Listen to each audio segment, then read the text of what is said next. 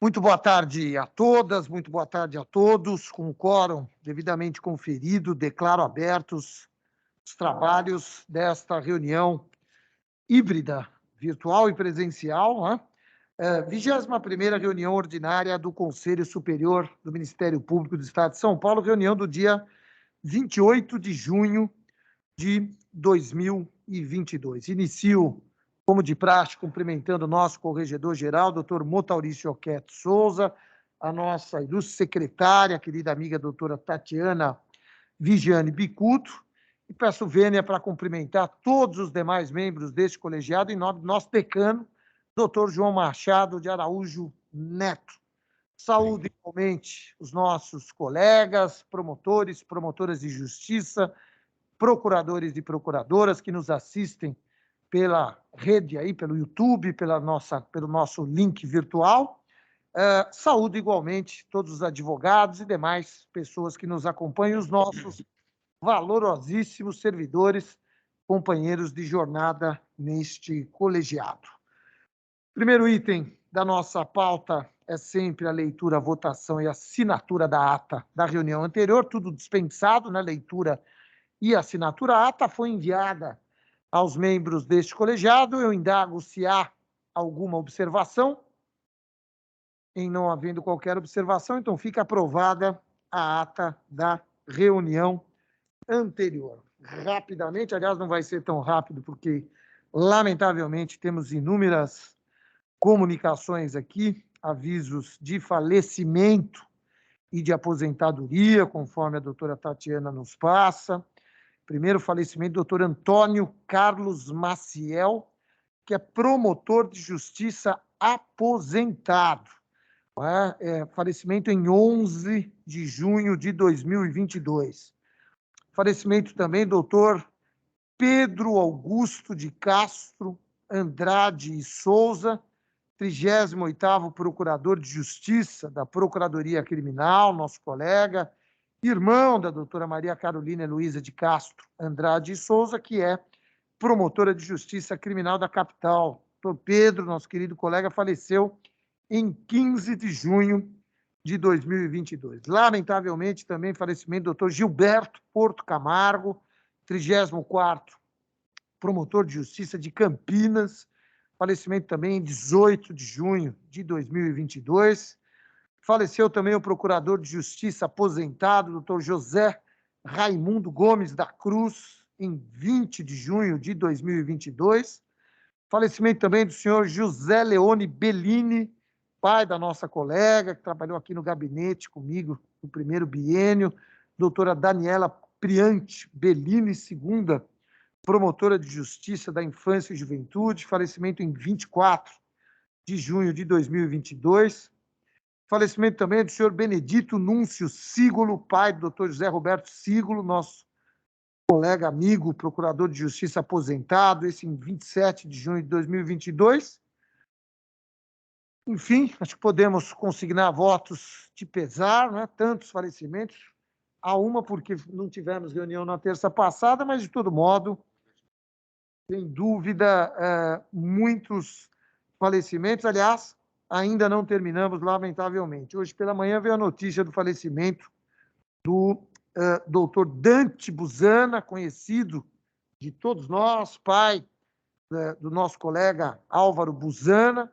Dante Buzana, uma referência para todos nós, aí, ilustre jurista, conhecido de todos nós, que faleceu, salvo engano, esta manhã, não é isso? Essa notícia veio hoje pela manhã. Então, podemos consignar os votos de pesar, não é? Antes de prosseguir, pede a palavra a doutor Antônio Carlos da Ponte. Senhor presidente, eu gostaria apenas de propor também um voto de pesar pelo falecimento do senhor Ricardo Ripoli, no último dia 19 de junho, que é irmão da doutora Isabela Ripoli Martins, que é a nossa colega procuradora de justiça, e cunhado do também querido procurador de justiça, doutor Arual Martins. Perfeito. Exatamente, falei até com a doutora Isabela, foi, acho que no sábado ou domingo do feriado, isso mesmo, irmão da doutora Isabela, cunhado, doutor Arual. Então, muito bem lembrado, muito obrigado, doutor da Ponte. Ripoli, doutor Ricardo Ripoli. Depois fica também consignado o nosso voto de louvor. De pesar, perdão. Oh, meu Deus. E louvor, que eu já estava lendo aqui, né? Louvor, sim, para os nossos aposentados. Primeiro, doutor Paulo Marcos Eduardo Reale Fernandes Nunes, o Paulinho Reale, 17º Procurador de Justiça da Procuradoria de Justiça de Habeas Corpus e Mandados de Segurança Criminais, aposentadoria publicada no Diário Oficial de 15 de junho de 2022. E também da doutora Márcia de Holanda Montenegro, 117ª Procuradora de Justiça da Procuradoria de Justiça Criminal, aposentadoria também publicada no dia 22 de junho de 2022. Ilustríssimos colegas, doutora Márcia, doutor Paulo Reale, referências para todos nós que tenham, acho que podemos aqui consignar os votos de louvor e desejando tanto a doutora Márcia quanto ao doutor Paulo Reale, queridos amigos, grandes colegas, grandes referências, que atinjam aí, nessa nova fase, o mesmo sucesso que atingiram enquanto membros da instituição. Portanto, podemos aprovar os votos de louvor. Pois não, doutor Motauri.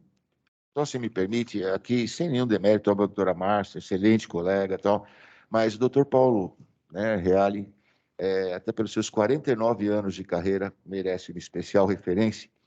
Um colega brilhante, de altíssima vocação, de uma dedicação extrema por quase meio século à instituição Ministério Público. Além disso, uma pessoa humana extraordinária, um amigo extremamente leal e, sobremaneira, um grande erudito, né? Uma pessoa cujos conhecimentos, cujo preparo ultrapassam muito o campo jurídico, né? Uma pessoa de altíssima erudição, com uma capacidade de trabalho extraordinária e até dizer uma pena, né? É um exemplo de que os 75 anos, por vezes, não constituem nenhum tipo de limite, né? O doutor Paulo se aposenta por força dessa regra constitucional, mas no auge de seu intelecto, no auge de sua capacidade e de sua colaboração sempre riquíssima à instituição Ministério Público. Bem pontuado, doutor Motauri, doutor Paulo Reale, sempre uma referência, erudição, conhecimento, bom senso, posicionamento sempre muito firme, um exemplo, sem sombra de dúvida, para todos nós. Perde o Ministério Público, ganha a advocacia, ou a sociedade, enfim, ou qualquer outra atividade que o nosso querido amigo vá fazer. Ele já me prometeu, esteve no gabinete, vai participar de uma entrevista aí no nosso núcleo de comunicação, disse que continuará escrevendo, não necessariamente jurídico, mas com certeza tem muito a dizer o nosso querido amigo e colega doutor Paulo Reale. Rápidas comunicações da presidência. Semana passada, uma semana muito agitada, estivemos em Jacupiranga, inaugurando o projeto Cidades Antirracistas. Isso resulta do programa PGA, da Procuradoria-Geral de Justiça, projeto estratégico MP Social, projeto conhecido de todas e de todos, na verdade, projeto que tem como diretriz o diálogo interno em cada região entre colegas, mas também e principalmente o diálogo dos colegas com a sociedade civil em cada região e, a partir daí, a construção dos nossos planos de atuação regionalizados, o nosso PGA. No Vale do Ribeira, foi a primeira experiência desse modelo que a Procuradoria-Geral de Justiça está propondo. Foram eleitos, através do diálogo dos colegas da região com a população, 3 diretrizes principais. E daí 3 projetos criados pelos colegas. Questão da violência doméstica, então temos o projeto Vale Sem Violência Doméstica. Questão do racismo, sim, ninguém podia imaginar que ali tinha racismo, e tem muito racismo por conta da população quilombola, população indígena, e aí surge o projeto Cidades Antirracistas e também o projeto Raízes, do Ministério Público do Vale do Ribeira, todos os colegas envolvidos, o projeto Raízes voltado à identificação das comunidades quilombolas, indígenas, que vivem ali, muitas vezes, no meio do mato, e sem acesso integral à cidadania. Então, o Ministério Público vai ter esse olhar estratégico. Estivemos em Jacupiranga, na terça-feira passada, uma semana atrás, notadamente para inaugurarmos a primeira cidade que aderiu ao projeto Cidades Antirracistas, que foi a cidade de Jacupiranga.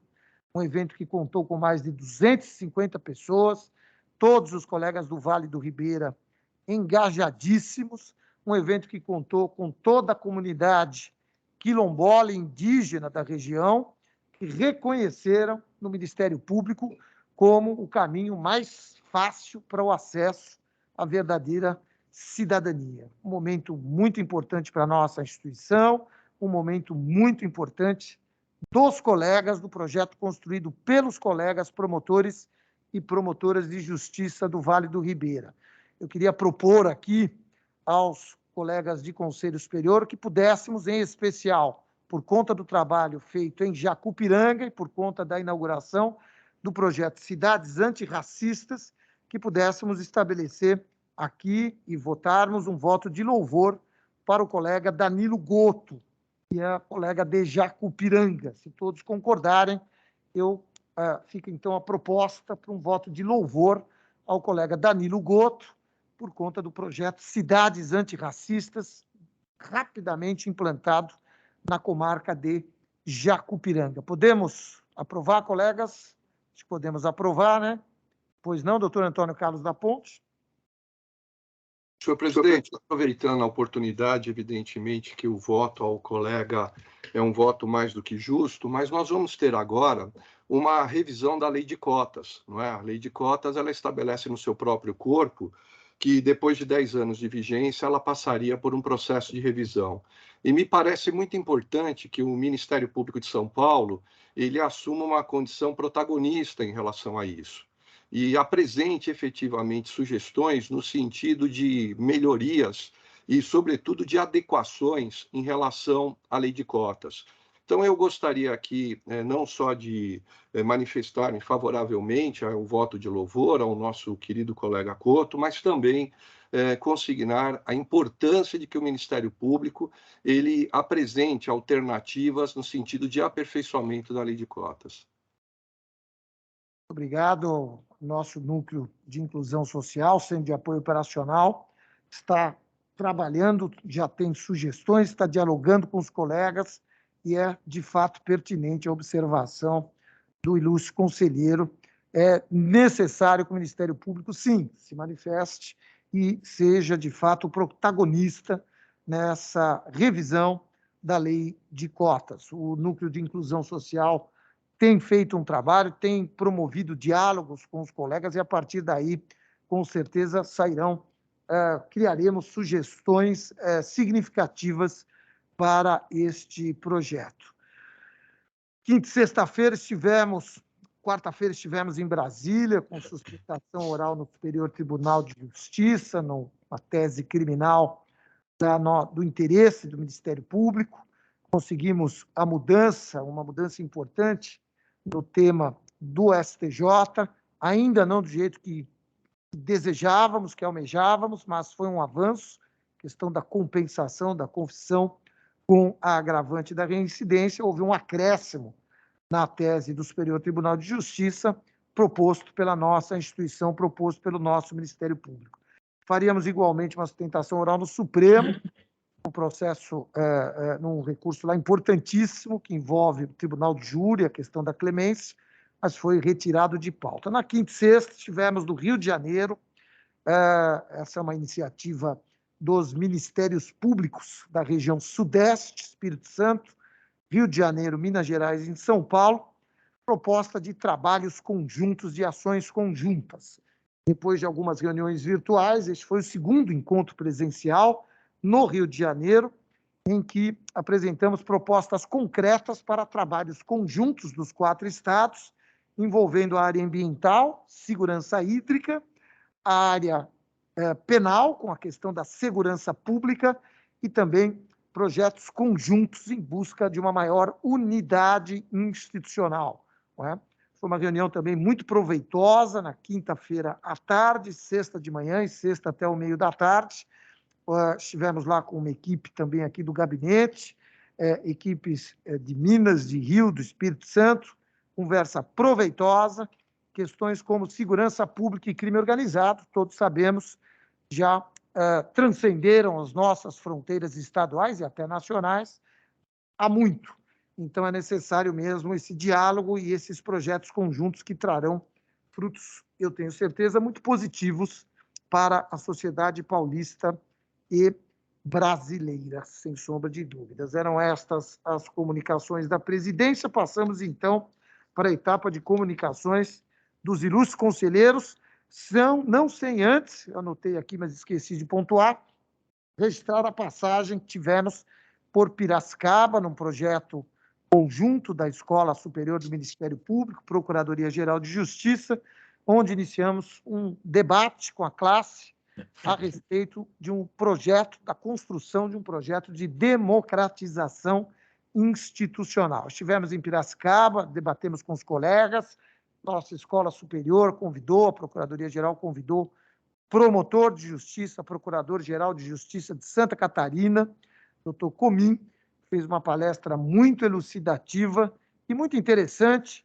Demos, portanto, o passo inicial num projeto de democratização que pretendemos construir, né, a partir do diálogo com toda a classe, a partir do diálogo com o Ministério Público de São Paulo, com a primeira, com a segunda instância, com todas as regiões do Estado de São Paulo. A ideia é que, em alguns meses, se possa construir um projeto que traga efetiva democratização à instituição Ministério Público. Não se trata apenas e tão somente de trabalharmos promotor, procurador-geral. Acho que temos outros campos para avançarmos, como banca de concurso, ouvidoria, subprocuradorias, enfim. Nós queremos ouvir a classe através desses debates, o projeto continuará, não é? E pretendemos aí, em alguns meses, construir um projeto que seja consistente, que possa ser apresentado em tempo aí razoável ao órgão especial do Colégio de Procuradores e, na sequência, para a Assembleia Legislativa do Estado de São Paulo. Eram estas, portanto, as comunicações da presidência. Agora passo à etapa das comunicações dos ilustres conselheiros, com a palavra o doutor Pedro de Jesus Giuliotti. Boa tarde a todos. Na pessoa do excelentíssimo senhor Procurador-Geral, saúdo todos os membros e colegas desse egrégio conselho. Também saúdo os promotores e promotoras que nos assistem e também os nossos valorosos funcionários, sem os quais essa reunião não se realizaria. Neste final de semana, encontrei com colegas da Promotoria de Justiça do Guarujá, que me relataram uma situação extremamente preocupante. A comarca registra um aumento significativo de demanda forense, principalmente no âmbito criminal. Então, aliás, basta assistir os programas jornalísticos, todos eles, né, para se constatar o elevado nível de criminalidade e degradação do Guarujá, né, que já foi a pérola do Atlântico, né, e hoje está um nível elevado de criminalidade e degradação. Latrocínios, roubos, arrastões, políticos presos por corrupção e etc. Hoje, a Promotoria do Guarujá ela conta com 9 cargos. A última designação se deu em 2005, ou seja, há quase 10 anos que se designou um cargo na comarca de Guarujá. De acordo com dados oferecidos pelo IBGE, que eu pesquisei, e não estão atualizados, eu não consegui dados atualizados do IBGE, a comarca do Guarujá possui a segunda pior colocação no ranking de IDH na Baixada Santista. E parece que já é a primeira no ranking, né? A terceira mais populosa da Baixada Santista, a que possui o maior número de pessoas residindo em favelas na Baixada Santista e o maior número de favelas da Baixada Santista. Ou seja, uma comarca extremamente complexa, com problemas de todas as ordens, e o atual número de promotores, né, já não se mostra suficiente para atender esse aumento significativo aí de demanda forense.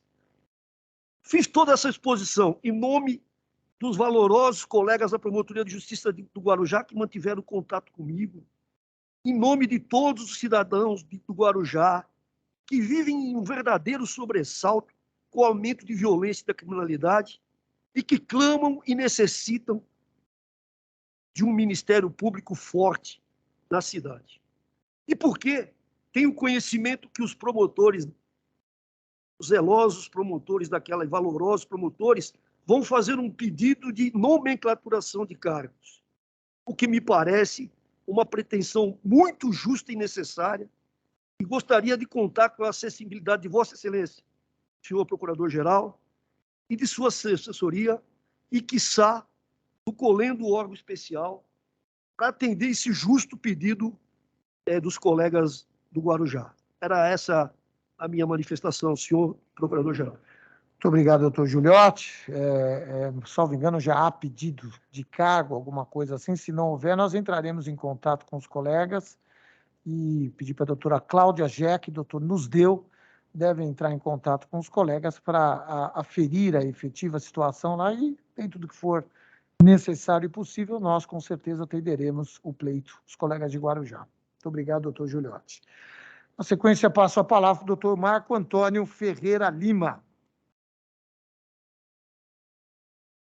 Senhor Procurador-Geral, agradecendo os votos que Vossa Excelência fez em relação à minha mulher Márcia, que está enfrentando um problema de saúde gravíssimo, se encontra ainda internada na UTI, mas perspectivas de boas melhoras. Agradeço a atenção de Vossa Excelência. Gostaria de saudar o nosso ilustre corregedor.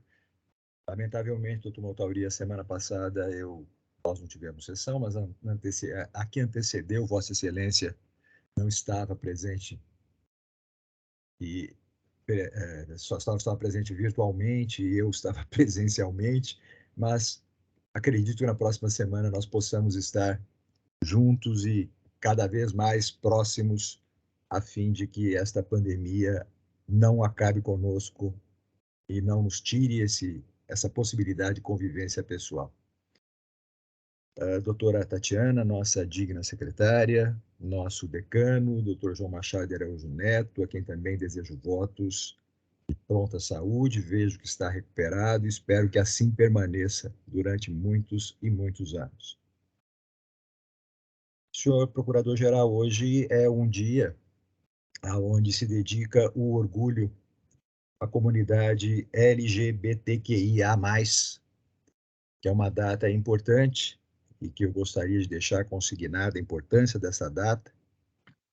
E aproveitando duas situações que foram aqui apresentadas, senhor Procurador-Geral, Vossa Excelência fez menção em relação a Jacupiranga, em relação ao nosso Vale Ribeira, e foi exatamente no nosso Vale do Ribeira que saiu o primeiro recurso de um colega que conseguiu atingir uma mudança de natureza jurisprudencial da aplicação da Lei Maria da Penha aos transexuais, graças a um trabalho também de Jacupiranga, de um colega de Jacupiranga, e que conseguiu essa mudança de natureza. Não fosse o recurso dele, nós não teríamos conseguido esta vitória a uma comunidade que tanto sofre, a uma comunidade que a cada dia mais vem encontrando dificuldades, apesar de todo o trabalho que se faz, encontrando dificuldades, inclusive, para alteração dos seus nomes sociais, tamanha a burocracia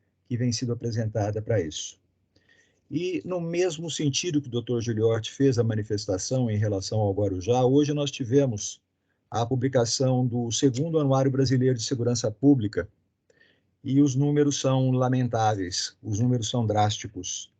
O aumento da criminalidade no que diz respeito ao patrimônio, o aumento da criminalidade no que diz respeito a latrocínio, o aumento da criminalidade no que diz respeito aos crimes praticados com violência, um altíssimo número de violência, principalmente, lamentavelmente, em relação a esta sofrida comunidade LGBTQIA+, e as mulheres.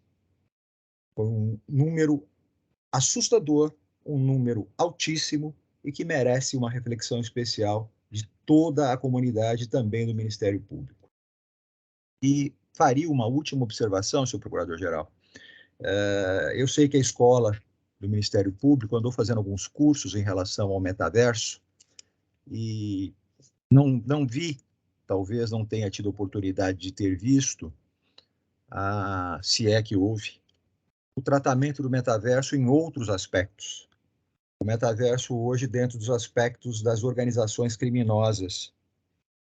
E, recentemente, uma operação que foi desencadeada no Brasil inteiro em relação aos crimes praticados no metaverso, neste primeiro momento em relação à violação de direitos autorais, e aqui ficaria só uma sugestão, uma indagação a Vossa Excelência, se o nosso GAECO e os nossos centros de apoio estão devidamente preparados e estruturados para essa questão referente ao combate dos crimes praticados no metaverso. São essas as comunicações que faço, senhor Procurador-Geral, e desejando a todos nós uma excelente sessão. Muito obrigado, senhor Procurador. Obrigado, doutor Marco Antônio. Claro que todos aqui na torcida, em oração e mais do que isso, à disposição aí para o que for preciso em termos de recuperação da nossa querida amiga, colega, doutora Márcia, sua digníssima esposa, torcendo por ela e à disposição para aquilo que for preciso, doutor Marco Antônio. Por outro lado, com relação ao último ponto levantado por Vossa Excelência, doutor Richard, acho que virá hoje aqui, né? Vai falar sobre capacitação, nosso Cyber GAECO, doutor Richard esteve no exterior, em Miami, né? Cuidando de temas relacionados, e ele vai, sem sombra de dúvida, trazer algumas luzes sobre esse tema pontuados por Vossa Excelência. O Vale do Ribeira, de fato, é um lugar que é um grande, vamos dizer assim, celeiro de bons profissionais. Acho que as grandes dificuldades enfrentadas no Vale do Ribeira forjam bons promotores, boas promotoras de justiça, né? E o Vossa Excelência pontua um outro aspecto importante, o recurso, né, que foi aforado por colega do Vale do Ribeira, né? Isso é muito importante, isso é a cara da nossa instituição, não por outra razão, e pelo IDH do Vale do Ribeira, é que o primeiro projeto estratégico MP Social, ainda em 2020, foi feito no Vale do Ribeira. E os resultados começam a aparecer com uma atuação do Ministério Público mais estratégica e também mais resolutiva em consequência. Obrigado, doutor Marco. Dando sequência, passo a palavra ao doutor Antônio Carlos da Ponte.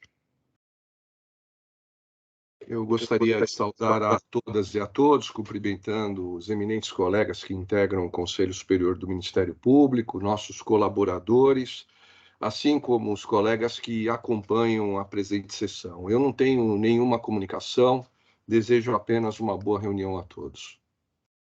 Obrigado, doutor Antônio Carlos da Ponte. Com a palavra, doutor Calil, nosso querido colega e amigo, doutor Calil, dos conselheiros.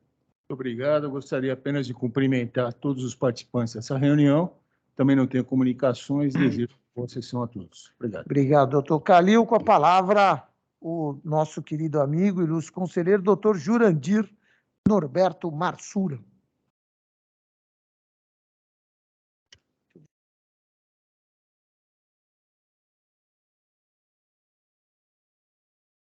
Está sem som, doutor Marsura.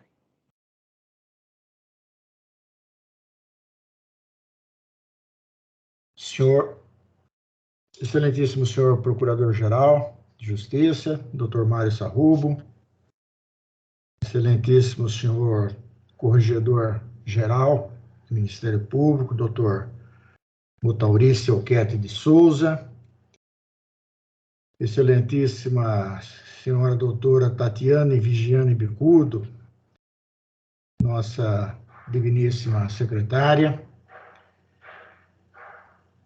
excelentíssimos senhores conselheiros, doutor Pedro de Jesus Giuliotti, doutor Marco Antônio Ferreira Lima, doutor Antônio Carlos da Ponte, doutor Antônio Calil Filho, doutor João Machado de Araújo Neto, doutor José Carlos Mascari Bonilha e doutor Saad Maslum. Não tenho comunicações, desejo a todos uma ótima reunião. Muito obrigado, doutor Marsura. Lembrava aqui que o doutor Motauri, esse fim de semana, olhando minha biblioteca, encontrei novamente uma grande obra do doutor Jurandir Marsura, doutor Paulo Afonso Garrido de Paula, Estatuto da Criança e do Adolescente. O amigo lá atrás teve um papel fundamental aí na consolidação do nosso entendimento acerca do ECA, portanto, legislação da nossa infância. Eu cochichava com o doutor Motauri da participação, acerca da brilhante participação de Vossa Excelência, doutor Marsura. Dando sequência, passo a palavra ao nosso ilustre decano, querido amigo, doutor João Machado de Araújo Neto. Por favor, doutor João. Muito obrigado, senhor Procurador-Geral, doutor Mário Luiz Sarrubo, senhor Corregedor-Geral, doutor Mutaurice Alquete de Souza, senhora secretária, doutora Tatiana Vigiane Bicudo, em nome de quem saúdo os demais integrantes deste colegiado, saúdo também os dignos e eficientes servidores do Conselho, aos advogados, também aos membros do Ministério Público que estejam participando, aos doutores advogados presentes, enfim, a todas as pessoas que aqui acompanham a sessão. Eu apenas quero desejar uma boa reunião a todos e é só isso. Obrigado.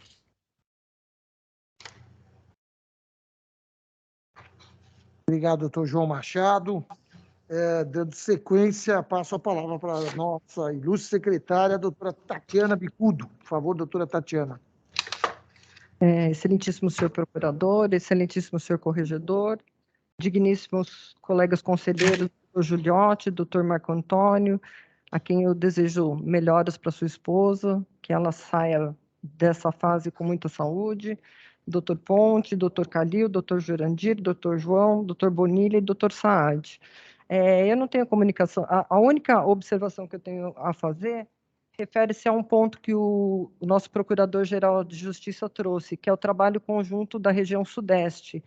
E eu me recordo bem que na época que eu estava frente à Promotoria de Sonegação Fiscal, a gente fazia o trabalho de recuperação de ativos e ele era muito bem concatenado entre todos esses estados. Então, eu gostaria de sugerir também que fosse realizado o trabalho no nível de CIRA, entre esses 4 estados do Sudeste, porque a fraude fiscal estruturada, ela perpassa, né, os limites estaduais e sempre tem mais ou menos o mesmo tipo e as mesmas organizações empresariais. Então, eu gostaria de sugerir nesse sentido que se estendesse ao CIRA, que é o Comitê Interinstitucional de Recuperação de Ativos. É só essa comunicação. Boa reunião a todos. Obrigado, doutora Tatiana. Acolhida de pronto a sugestão, vamos levar já para a próxima reunião. Aliás, não há necessidade nem da próxima reunião, a gente já põe ali no grupo, já vamos começar a trilhar aí, a sugerir aí uma diretriz nesse sentido. Importantíssimo o trabalho do CIRA, aqui no estado de São Paulo, recuperou quase R$1 bilhão no ano passado, em pouco mais de 1 ano e meio, né? O CIRA também existe no Rio de Janeiro e Minas Gerais, então seria importante que estivéssemos juntos mesmo. Muito bem pontuado, agradeço a sugestão. Na sequência, passo a palavra para o doutor José Carlos Bonilha. Por favor, doutor Bonilha. Senhor presidente, colegas de colegiado, ilustres servidoras, ilustres servidores, e a todos aqueles que nos acompanham virtual ou presencialmente, eu desejo uma profícua sessão, que tenhamos uma ótima tarde de trabalho e informo que nessa minha primeira intervenção não tenho comunicação a ser feita. Muito obrigado. Na sequência, passo a palavra para o doutor Saad Mazum. Por favor, doutor Saad. Muito obrigado. Gostaria de saudar todos os eminentes membros deste Conselho Superior do Ministério Público, primeiramente Vossa Excelência, Dr. Mário Sarrubo, eminente Procurador-Geral de Justiça. Saúdo também Sua Excelência, o Dr. Motauri, Corregedor-Geral do Ministério Público, doutora Tatiana Vigiane Bicudo, eminente secretária do Conselho Superior do Ministério Público. Saúdo também o Dr. João Machado, nosso decano. Saúdo igualmente o Dr. Giuliotti, Dr. Marco Antônio, e desejando também, aproveitando, Dr. Marco, pronta recuperação de sua esposa, Márcia. Saúdo igualmente o Dr. Antônio Carlos da Ponte, Dr. Calil, Dr. Jurandir e Dr. Bonilha. Eu comungo das preocupações elencadas pelo eminente conselheiro, Dr. Giuliotti, faço minhas as suas palavras. Da doutora Tatiana também, em relação ao CIRA, bastante importante, muito bem pontuado por ela. E não tenho outras comunicações a fazer. Aliás, saúdo também aos colaboradores do Ministério Público e a todos os promotores e promotoras e a toda a assistência. Desejo a todos uma ótima reunião. Muito obrigado. Muito obrigado, doutor Saad Mazum. Com a manifestação do doutor Saad, passamos ao nosso ilustre corregedor-geral, doutor Motauri Choquete Souza. Por favor, doutor Motauri. Excelentíssimo senhor Procurador-Geral de Justiça, nosso presidente, doutor Mário Sarrubo, excelentíssima senhora doutora Tatiana Vigiane Bicudo, nossa secretária, colegas aqui presentes, doutor Giuliotti, doutor Calil, de óculos novo, né, doutor Calil? Ele pensou que eu não fosse reparar, mas eu reparei, né? E aqueles que estão virtualmente, nossos colegas, doutor Antônio Carlos da Ponte, doutor José Carlos Bonilha, doutor Saad, doutor João Machado, doutor Jurandir, doutor Marco Antônio, né? Alegria de estar aqui na companhia de Vossas Excelências, assim como gostaria de cumprimentar a todos os nossos servidores e servidoras, e aos colegas que nos assistem. Senhor presidente, algumas breves considerações. Na semana passada, estivemos em correição em duas comarcas, em Casabranca e em São José do Rio Pardo, né? E não poderia aqui deixar de atestar a excelência dos serviços que a nossa instituição presta, para nosso orgulho, para nossa alegria, nessas comarcas, por valorosíssimos colegas, né? Que lá nos representam. Também gostaria de dizer, ontem estive em Brasília, né, participando junto ao Conselho Nacional do Ministério Público, do Movimento Nacional de Defesa da Vítima, um movimento importantíssimo. Havia cerca de 200 colegas de todos os ministérios públicos dos estados e da União presentes, prestigiando esse evento tão importante e rico, né?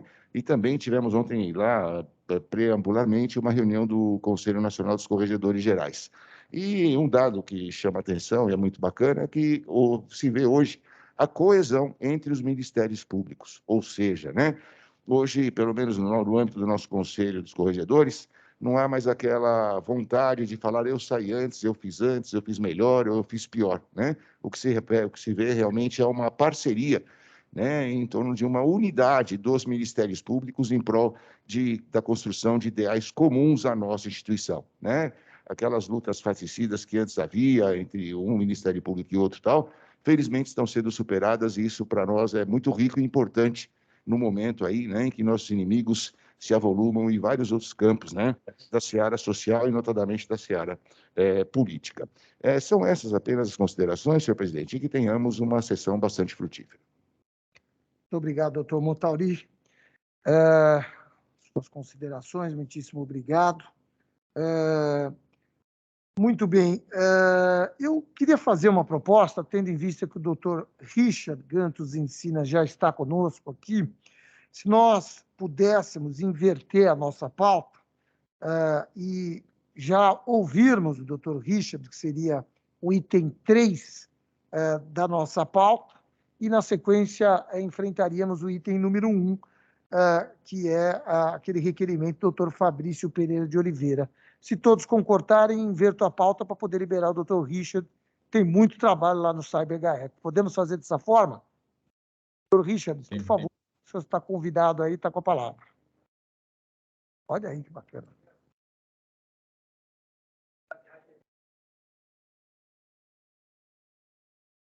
Claro.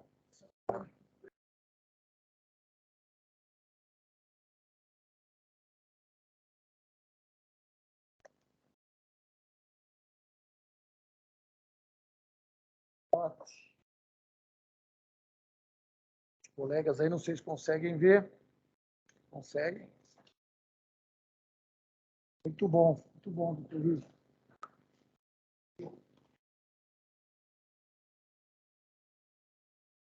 Doutor Sarrubo, quanto tempo eu tenho?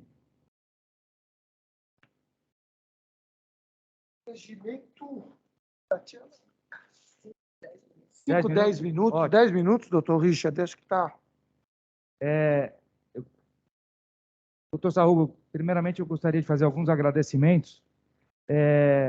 Primeiro ao senhor, como procurador-geral, que já desde subprocurador investiu no GAECO e no CyberGAECO, permitindo que a gente pudesse se capacitar, participando dessas viagens de capacitação, que têm sido muito importantes para o protagonismo do Ministério Público de São Paulo, notadamente para o combate aos crimes cibernéticos. Doutor Motauri, o senhor como corregedor-geral nos abrilhanta e, sobretudo, eu tenho um agradecimento especial ao senhor como aluno. Fui aluno do senhor como professor de, salvo engano, Direito do Consumidor. Lembro das aulas do senhor ainda hoje, notadamente na atuação do CyberGAECO no combate à pirataria digital. Doutora Tatiana, muito obrigado sempre por nos atender de forma muito carismática e carinhosa. Doutor Pedro Giuliotti, por nos ter recebido sempre de forma também muito pronta. Doutor da Ponte, eu gostaria de fazer uma consideração especial. Doutor da Ponte, como diretor da Escola Superior do Ministério Público, nos deu a oportunidade, lá atrás, já há muitos anos, e investiu, também incentivou a gente a poder replicar esse conhecimento que nós temos na área de investigação. Então, já há muitos anos, nós somos parceiros da Escola Superior do Ministério Público, começando lá com o doutor da Ponte, e aí me incentivando. Costumo dizer que eu não sou um professor, não tenho formação acadêmica, sou um fuzileiro, e como um fuzileiro da caneta, eu acabo socializando esses ganhos, os acertos e os erros na atividade fim do Ministério Público. Doutor Marsura, como disse o Sarrubo, o doutor Marsura foi banca, agradeço o senhor, né? O senhor foi banca do 84, do concurso que eu tive o privilégio de ingressar ao Ministério Público. Sem os senhores, com certeza, eu não estaria aqui hoje, podendo compartilhar essa experiência de ter ido aos Estados Unidos em nome do Ministério Público, compartilhando essa experiência. Essa visita de capacitação aos Estados Unidos, ela é um fruto do trabalho do Ministério Público de São Paulo, que nós fomos convidados, como já fomos para a Inglaterra há alguns anos atrás, e são visitas importantíssimas, porque sobretudo no cyber, como a doutora Tatiana disse, que se no crime tributário não tem fronteiras, imagina no crime cibernético. No crime cibernético, efetivamente, nós não temos fronteiras estaduais, regionais ou mesmo fronteiras de soberania, de jurisdição. Essas visitas de capacitação são muito importantes, porque é esse network com as autoridades estrangeiras que permite que nós permite não só a gente trocar experiências e ver que a gente está no caminho certo, porque isso é muito novo. Diferentemente dos delitos corriqueiros, aqui a gente está em um processo de construção de uma legislação analógica. tudo é muito novo. Então, assim, qualquer questão cibernética suscita muita dúvida. Desde a questão preventiva até a questão de competência. A questão da competência, eu posso dizer para os senhores que eu não tenho nenhum processo, doutor Montauri, que não houve ao menos um conflito de atribuição ou conflito de competência. Nenhum processo. Então, assim, suscita muita dúvida. Então, quando a gente consegue fazer essas visitas de capacitação e conversar com autoridades do exterior, a gente consegue entender que não só os métodos tecnológicos que nós adotamos para a produção de prova, mas que as ferramentas jurídicas que a gente precisa dessas ferramentas jurídicas, são muito importantes. Esses problemas que nós temos nos Estados Unidos, eles também têm. Na Grã-Bretanha, eles também têm. E eu vou dizer para os senhores qual é o maior desafio que nós temos hoje.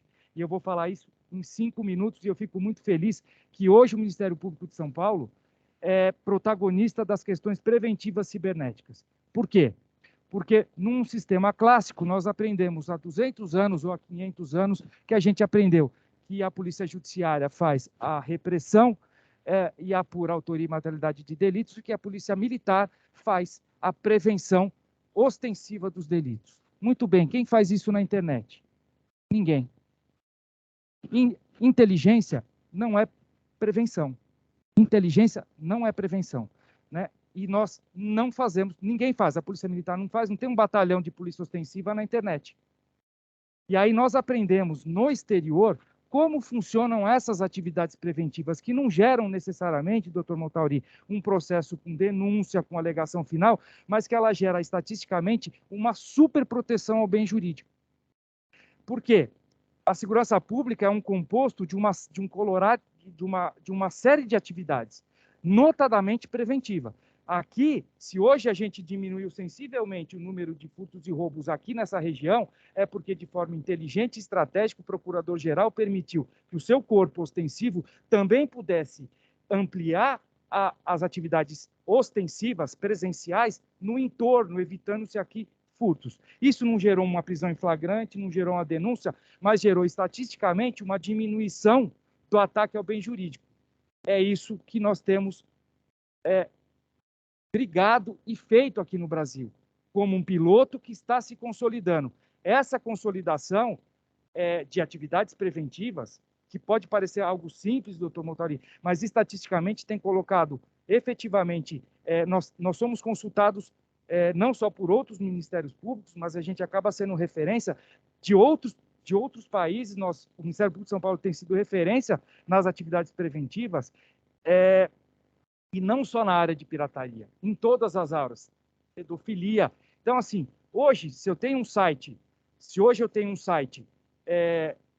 explorando pedofilia, ou um site indicando lá um leilão falso, que muitas vítimas podem cair, poxa, eu vou deixar aquele site no ar durante 3 meses para tentar chegar à autoria, ou é melhor eu evitar que novas pessoas caiam no golpe? Que é o que faz uma atividade preventiva. Então, a gente conseguiu, e não adianta uma ordem judicial, doutor Montauri. Ordem judicial, a gente sabe que na área cibernética não é difícil de a gente conseguir. Difícil é implementar. Não adianta eu mandar uma ordem para uma autoridade ou para um registrador alemão, se ele não sabe, ele vai falar assim, viu, essa ordem judicial vai aqui. Então, um ofício do Ministério Público ou uma ordem judicial, para um estrangeiro, serve do mesmo jeito. E essas visitas de capacitação mostram o quê? E aí eu não preciso nem dizer nada, que assim, é muito mais fácil a gente conseguir a colaboração de um agente do FBI ou de um promotor federal americano que olhou para a nossa cara lá e nos explicou como funcionava, do que a gente mandar, por exemplo, um EMILAT, que a gente chama, que é uma ordem, como se fosse uma rogatória. Eu tentar tirar do ar um site por uma rogatória, doutor Montauri, praticamente esperar que daqui 3 anos algo seja feito. Mas isso é que vai ser feito. Eu gostaria de, mais uma vez, prestar contas, agradecer aos senhores pela confiança que os senhores depositam na gente, notadamente do CyberGaeco, que está sendo estruturado com recursos humanos, recursos materiais. Nós temos apoiado, doutor Montauri, todas as unidades de execução do Ministério Público, inclusive de órgãos administrativos do Ministério Público. É com muito orgulho que nós conseguimos isso. O CyberGAECO tem sido, assim como o GAECO foi replicado em todos os estados brasileiros, hoje o CyberGAECO também tem sido replicado em outros estados. Né? É comum outros procuradores gerais virem a São Paulo para tentar replicar esse modelo exitoso que nós temos implementado. Mas com isso, é tentativa e erro. Nós estamos com muitas frentes de piloto que funcionam. Às vezes funciona, às vezes não funciona. E é isso que eu gostaria de trazer aos senhores, dizendo, essas visitas de capacitação, mais do que buscar uma técnica nova lá fora, a gente saber que está no caminho certo e seguindo uma trilha que em outros países também estão sendo seguidos. O grande desafio, e essa visita foi muito importante, sobretudo que é o próximo grande desafio, doutor Sarrubo, doutor Motauri, se chama criptoativos. Esse é o grande desafio. Como disse a doutora Tatiana, hoje nós temos uma frente no Janicoc, dos 4 principais estados. Nós, no Ministério Público de São Paulo, temos o privilégio de fazer parte dessa comissão, de um grupo de trabalho, junto com Minas Gerais, Rio de Janeiro e o Distrito Federal, para combater lavagem de dinheiro com criptoativos. Para essa visita de capacitação foi super importante, que nós visitamos os principais laboratórios de combate a esse tipo de delito nos Estados Unidos. Tentaremos, na medida da nossa realidade, implementar aqui no Brasil. Muito obrigado e fico à disposição dos senhores. Muito obrigado, doutor Richard. Um rápido testemunho antes de passar a palavra para os demais membros deste colegiado. Expresso aqui, sou o fã do trabalho do doutor Richard, desde o momento em que era subprocurador-geral, fui o responsável por trazê-lo de volta ao GAECO. A partir da atuação dele no GAECO, construímos, ainda naquele período, o CyberGAECO, e o doutor Richard, mesmo com os poucos recursos, fez o CyberGAECO virar, e hoje, tanto ele quanto o nosso colega Lister, tem feito um trabalho extraordinário. Hoje, um pouco mais estruturados, com corpo jurídico, com corpo técnico, com material um pouco melhor, mas sempre aqui estamos, doutor Richard, trabalhando diuturnamente para estruturar o cyber e permitir que tanto Vossa Excelência como o doutor Lister possam trabalhar mais e melhor.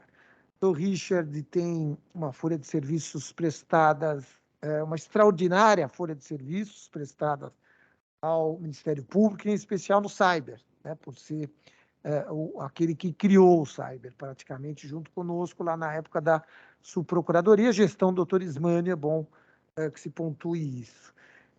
Mas ele já esteve fora do Brasil, esteve na Inglaterra, esteve outras vezes nos Estados Unidos, e sempre trocando expertises, sempre trazendo algo de novo, sempre devolvendo ao Ministério Público aquilo que ele foi colher no exterior.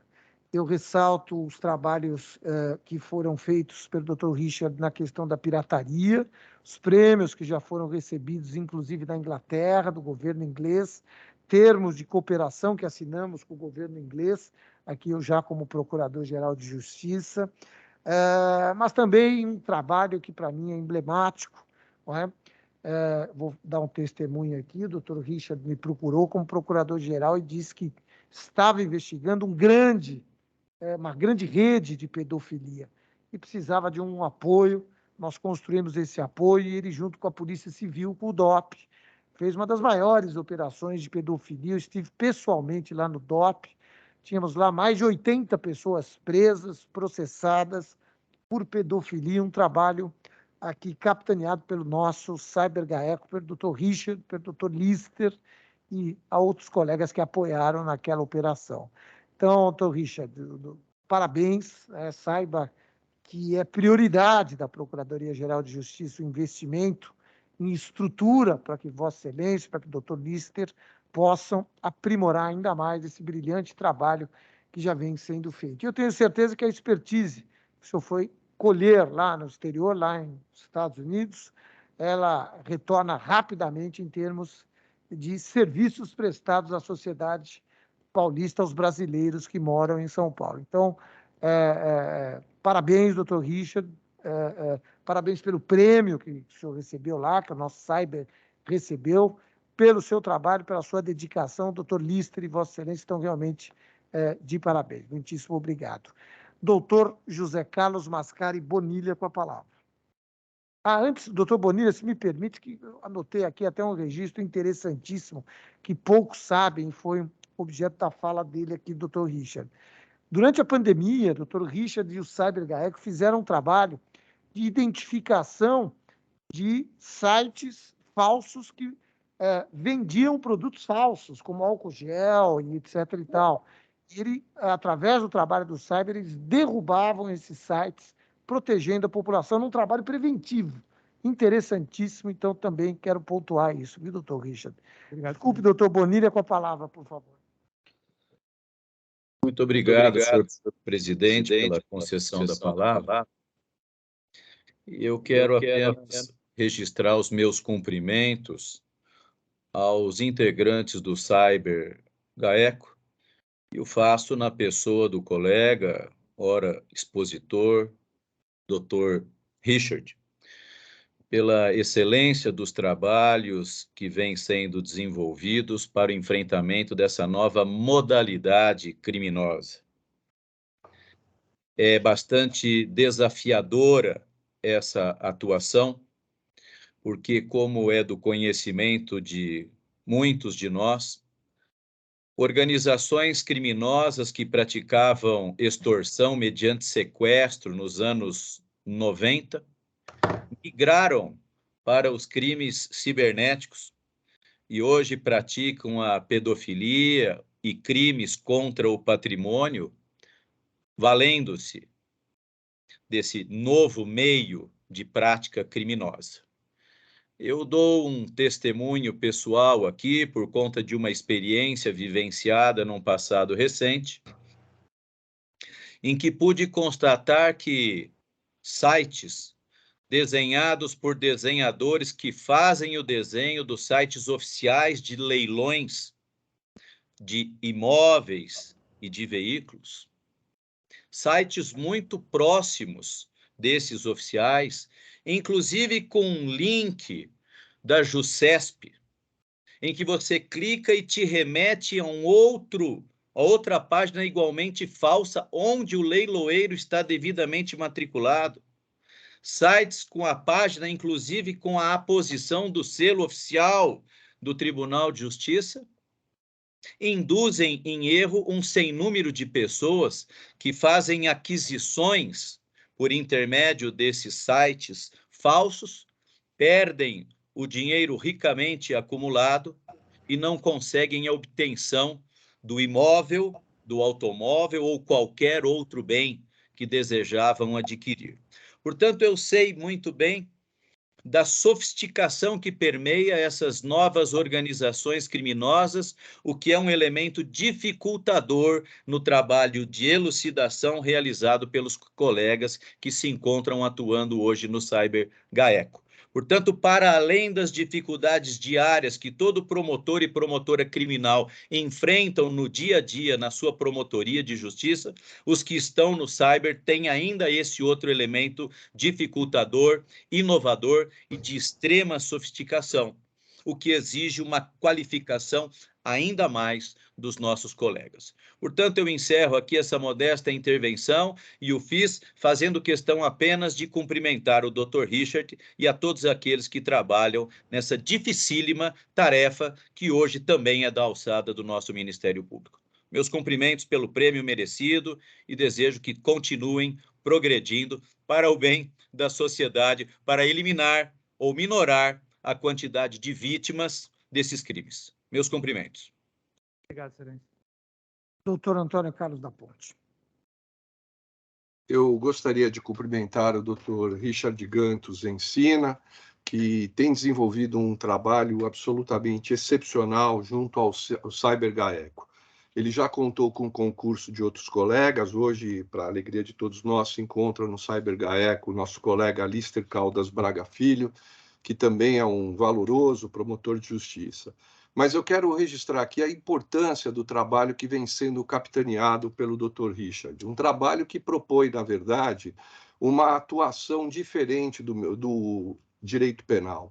O direito penal aqui no Brasil sempre foi visualizado como uma resposta a uma lesão, a um determinado bem ou interesse, desenvolvendo um papel retrospectivo e não prospectivo. E o que o CyberGAECO tem feito, com muita maestria e muita competência, sob a batuta e sob a condução segura, serena e competente do Dr. Richard, é exatamente inverter essa lógica, ou seja, o direito penal exercendo um papel proativo e, dessa forma, enfrentando a criminalidade sem rosto, enfrentando as novas formas de criminalidade. E é evidente que isso passa pelo aprofundamento do estudo e do desenvolvimento de mecanismos relacionados à segurança cibernética. O Dr. Richard falou sobre os criptoativos.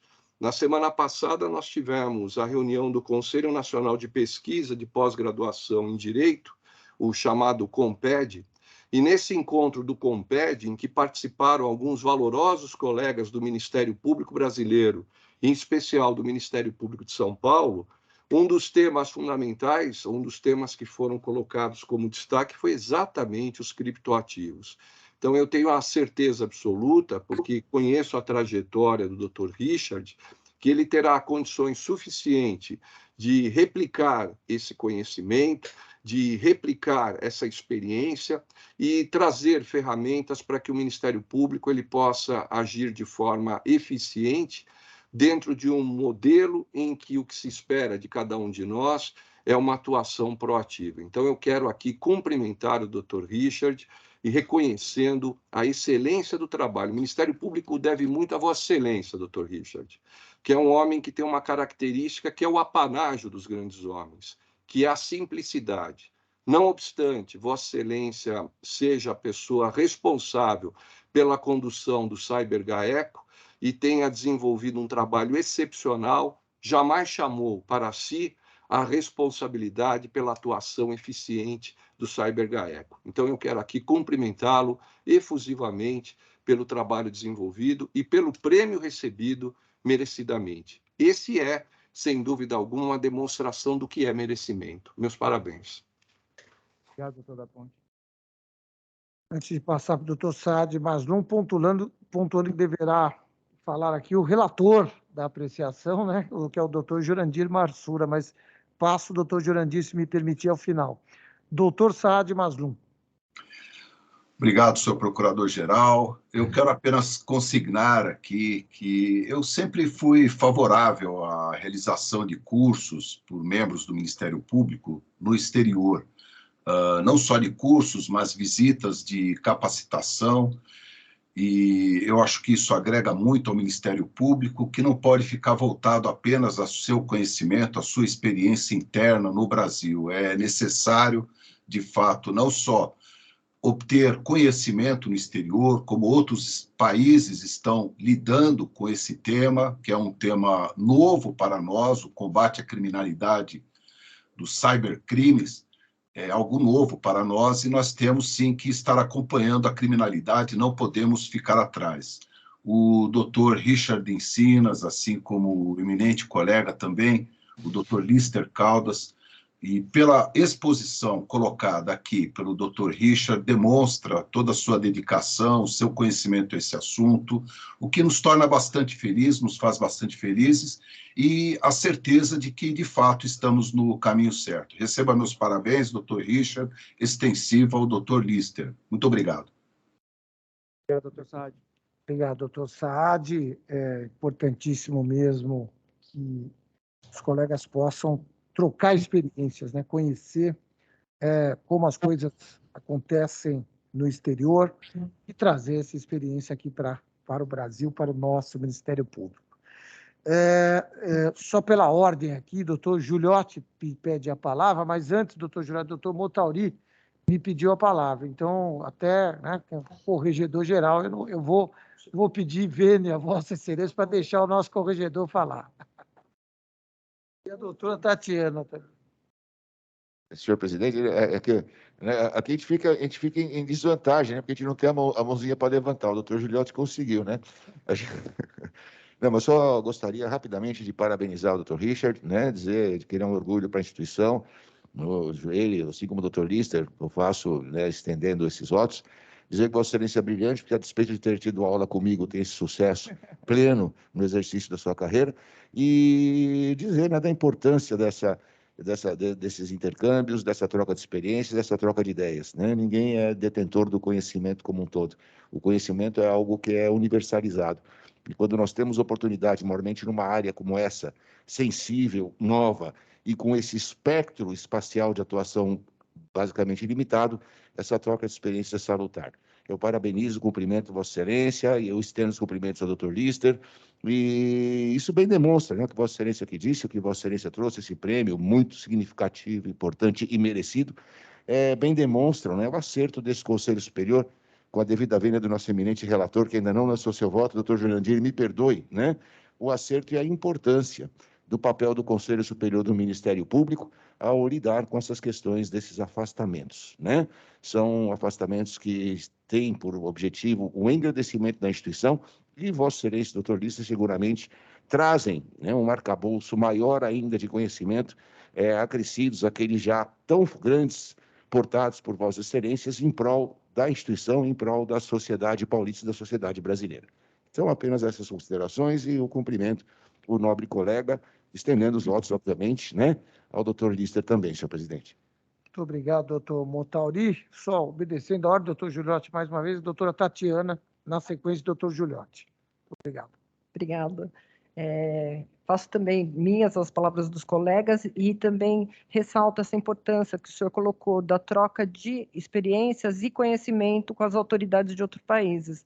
Porque enquanto a gente tenta combater um crime na prevenção, isso é muito importante. Conseguir trocar, que as pessoas confiem em nós e que nós possamos confiar nelas para a troca de informações e também para algumas medidas preventivas de interrupção da criminalidade. O doutor Ponte bem colocou que esse é o tipo de direito penal olhado para o futuro. Nós estamos muito acostumados na academia a olhar para o direito penal no passado, né? Mas essas novas formas de criminalidade ambiental, tecnológica, exigem essa nova construção.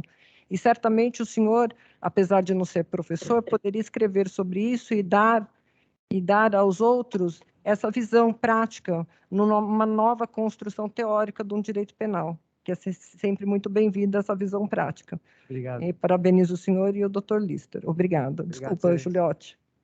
Obrigado, doutora Tatiana. Agora sim, com a palavra, o nosso querido doutor Giuliotti. Eu gostaria de reiterar tudo que já foi dito aqui, acho que é desnecessário repetir as palavras elogiosas de todos. Eu já conheço o doutor Richard há muitos anos, sei da competência dele, o quanto ele é útil nessa área, o quanto ele pode prestar de relevante serviço aqui no Ministério Público. Então, é necessário elogiá-lo. Ele já é de conhecimento público a sua competência nessa área e em todas as outras áreas, né? Desde lá da promotoria lá de Piracicaba, né? Já tinha uma atuação extremamente relevante. E também gostaria de dizer que eu também estou plenamente favorável ao estudo, a estudar fora, ao aprimoramento do colega, e na gestão anterior passou por aqui um requerimento que se pretendia limitar o estudo dos colegas, limitar o afastamento. Eu fui um dos relatores e por 6-5 nós mantivemos aí os afastamentos para que os colegas possam viajar, para que os colegas possam estudar, para que os colegas possam se aprimorar. Parabéns, viu, Richard? Parabéns. Obrigado, doutor Giuliotti. E conte conosco. Agradeço, excelência. Só um registro aos senhores, o doutor Lister, nesse momento, só não pôde participar da reunião, porque ele está... Nós fomos um dos 3 Ministérios Públicos convidados por uma capacitação em Brasília de uma importante ferramenta de rastreamento de criptoativo. Então, nesse momento, o doutor Lister, juntamente com um promotor de Minas, um do Rio de Janeiro e do Distrito Federal, participam de uma importante capacitação de rastreamento em criptoativo. Por isso que ele não está aqui hoje. Sim, doutor Lister está em Brasília lá. Muito obrigado, doutor Richard. Na sequência, passo a palavra para o nosso ilustre decano, doutor João Machado. Por favor, doutor João Machado. Agradeço a cessão da palavra. Em breves palavras, sendo repetitivo, mas para cumprimentar o Dr. Richard Encinas e o Dr. Lister Caldas pela realização de um curso tão importante, tão atual, e pela exposição também do Dr. Richard, e cumprimentar também pelo prêmio recebido. Parabéns e sucesso. Obrigado, doutor João Machado. Agora sim, pedindo escusas, eu deveria ter dado a palavra, em primeiro lugar, para o nosso relator, doutor Jurandir. Uma falha aqui, doutor Jurandir, eu peço que Vossa Excelência me perdoe. O senhor está com a palavra agora, o nosso relator. Não.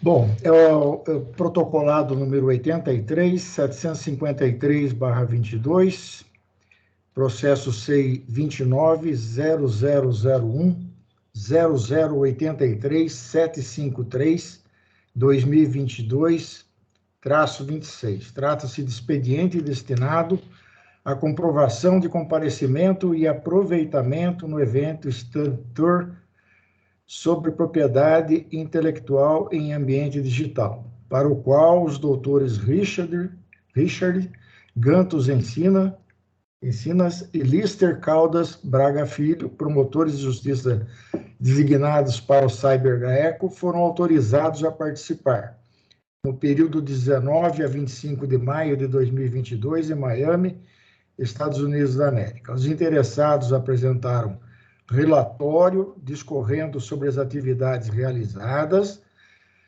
demonstrando o aproveitamento e a utilidade da participação para o desempenho da atividade funcional. Tenho por cumpridos os requisitos do artigo 176 do Regimento Interno do Conselho Superior do Ministério Público, de modo que, pelo meu voto, aprovo o relatório apresentado pelos digníssimos promotores de justiça. São Paulo, data de hoje. Aproveito também a oportunidade para dizer que fico muito feliz de ver o Dr. Richard brilhando nesta área tão carente de especialistas, e espero que realmente ele escreva alguma coisa a respeito dessa experiência passada, de maneira a transmitir para os colegas, porque realmente seria muito proveitoso. Muito obrigado, doutor Jurandir Marsura. O seu voto está em discussão, acho que podemos, por óbvio, aprovar, né? E, mais uma vez, saudar e cumprimentar o doutor Richard, doutor Lister, grandes promotores de justiça, um grande trabalho em prol do Ministério Público e da nossa sociedade. Parabéns, doutor Richard, todos aqui muito orgulhosos do trabalho desenvolvido por vocês no Cyber, por este prêmio, merecido prêmio recebido, que muito nos orgulha. Muito obrigado. Boa tarde, doutor Richard. Fique à vontade. Muito obrigado. Obrigado, excelência. Retirada. Obrigado. Parabéns. O seu prêmio aqui. Se deixar, a gente já pega, já põe aqui no conselho.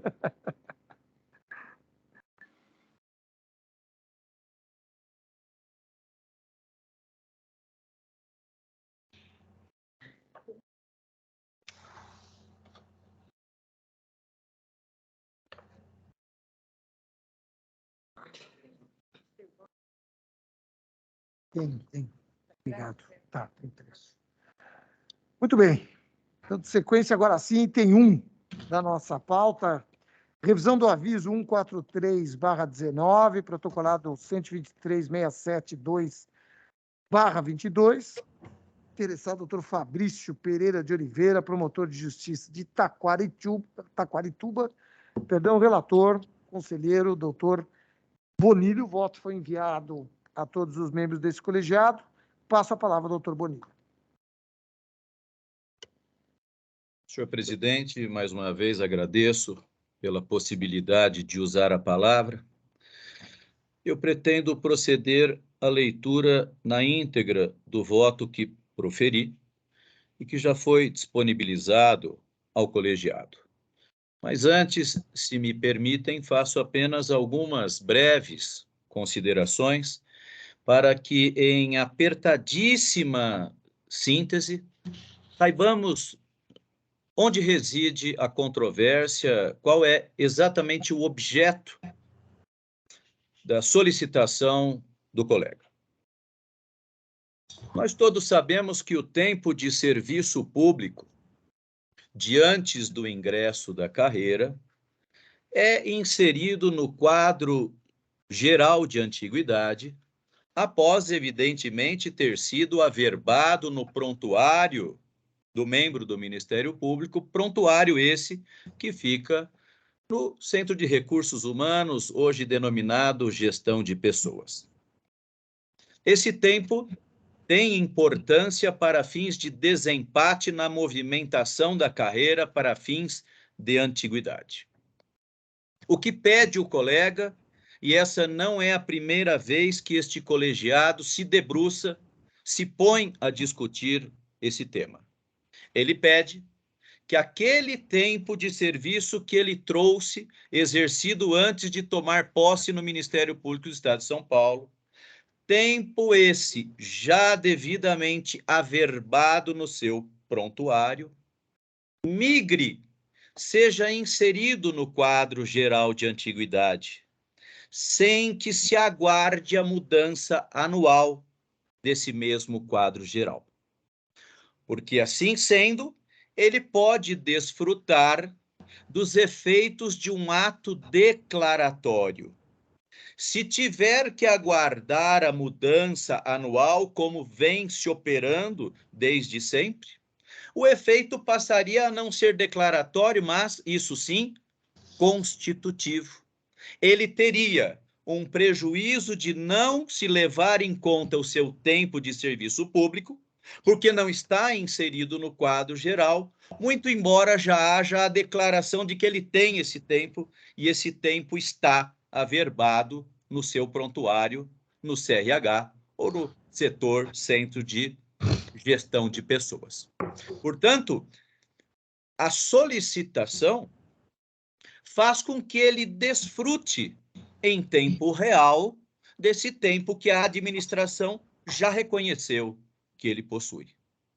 Eu, examinando os artigos do Regimento Interno do Conselho Superior e da Lei Orgânica do Ministério Público do Estado de São Paulo, não encontrei nenhuma norma que contrariasse essa possibilidade.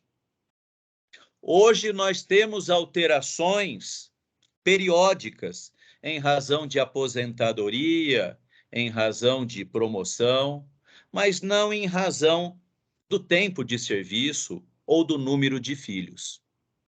Precisamos sempre aguardar a mudança que se opera anualmente no início de cada ano, apenas uma vez. E isso, a mim, me pareceu algo que deva ser aperfeiçoado, que deva ser modificado para que o colega, não só o peticionário, mas todos aqueles que têm tempo de serviço público averbado no prontuário, possam desfrutar para fins de desempate quando estiver competindo em um cargo colocado na antiguidade.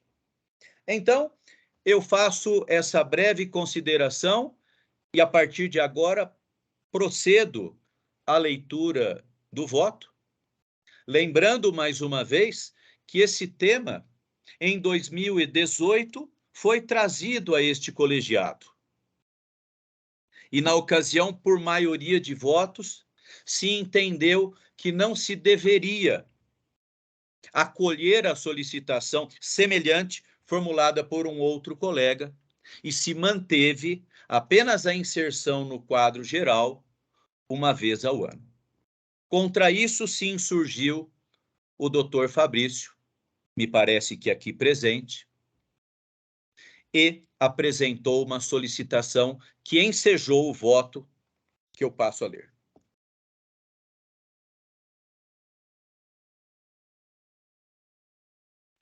Cuida-se de pedido formulado por Fabrício Pereira de Oliveira, portador do RG 33601 017, dígito 5 e CPF 310 856 45878, promotor de justiça de Taquarituba, para que seja superado o entendimento externado no aviso CSMP número 143/19, ou, subsidiariamente, que se considere que, a partir da inserção do novo tempo no quadro geral de antiguidade, isso já se mostre suficiente para considerar a posição correta, segundo critérios de desempate de maior tempo de serviço público, promovendo-se o requerente segundo ordem de classificação. O requerente fora servidor estadual da Secretaria de Administração Penitenciária de 27/9/2004 a 4/12/2007. 1.163 dias, bem como servidor municipal da Câmara Municipal de Itapetininga, de 2 de fevereiro de 2009 a 28 de dezembro de 2012, 1.425 dias, e da Prefeitura de Sorocaba,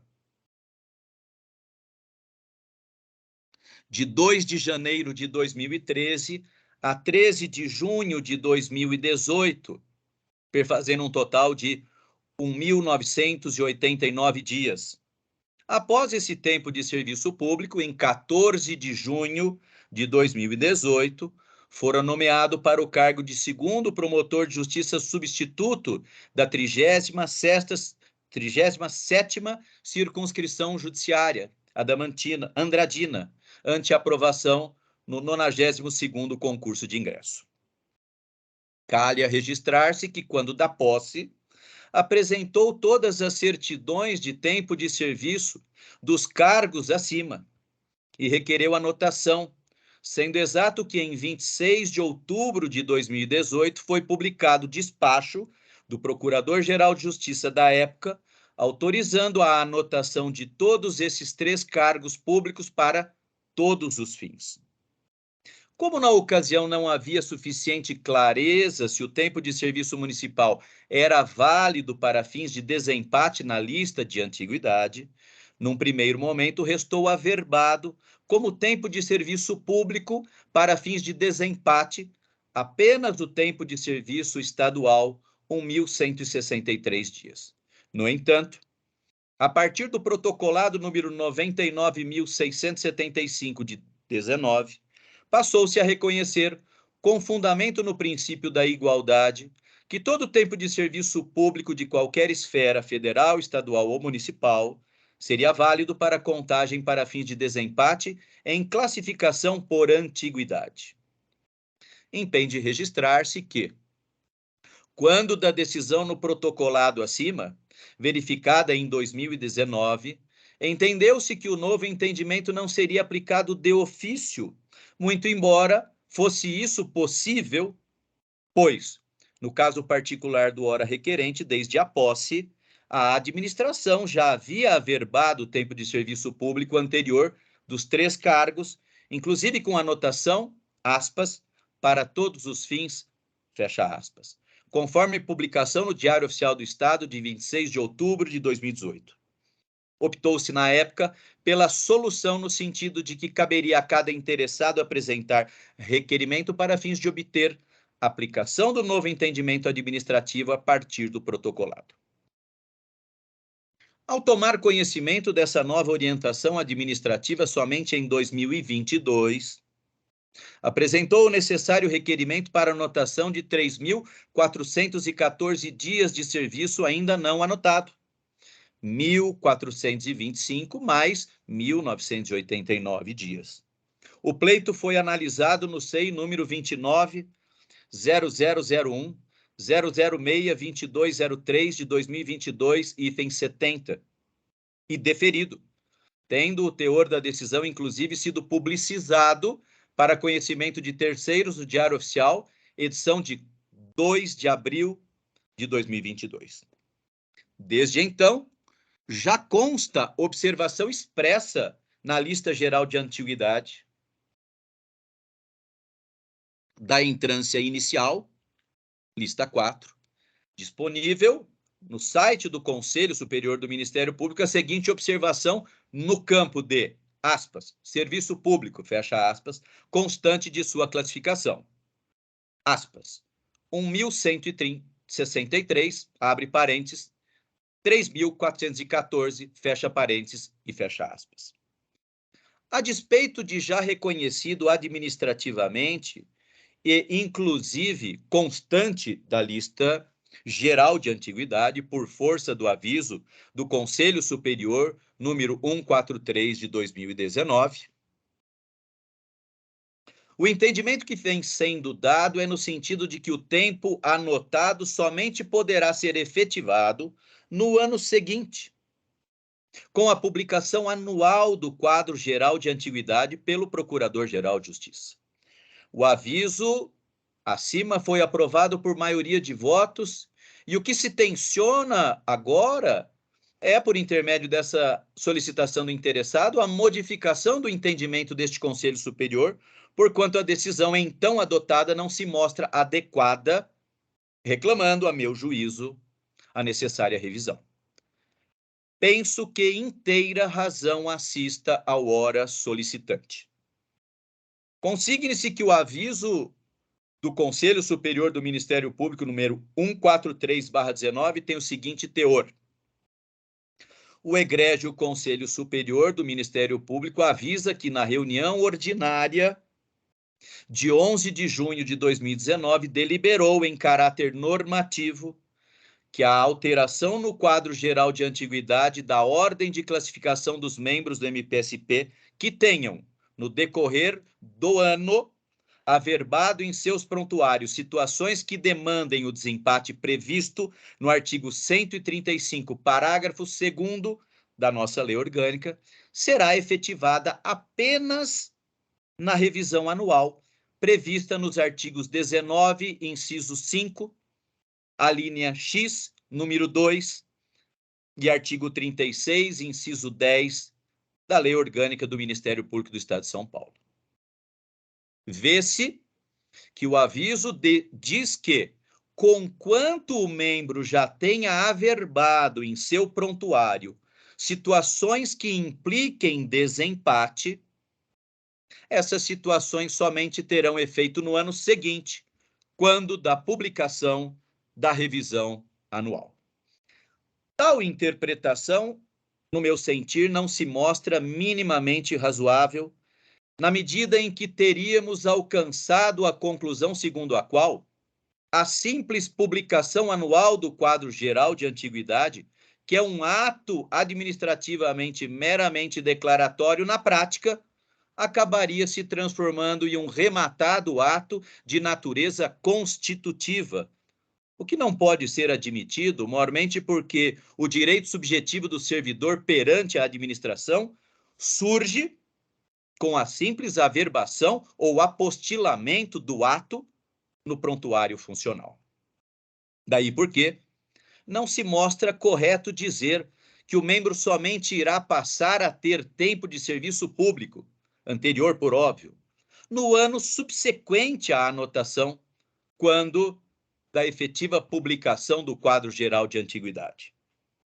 Tem-se que, a partir da simples anotação do tempo no prontuário, já há reconhecimento administrativo da condição pessoal necessária para o critério de desempate, de modo que subordinar esse reconhecimento somente a uma publicação geral anual, a ser feita no início do ano imediatamente posterior, representaria inegável restrição de direito, que não pode ser concebida, em especial porque a demora para a publicação do quadro geral de antiguidade é atribuível exclusivamente à própria administração e não ao servidor público interessado. A única exigência imposta pela normatização diz respeito à necessidade de que a anotação somente será válida para concursos cuja inscrição ainda não se encerrou. Apenas isso.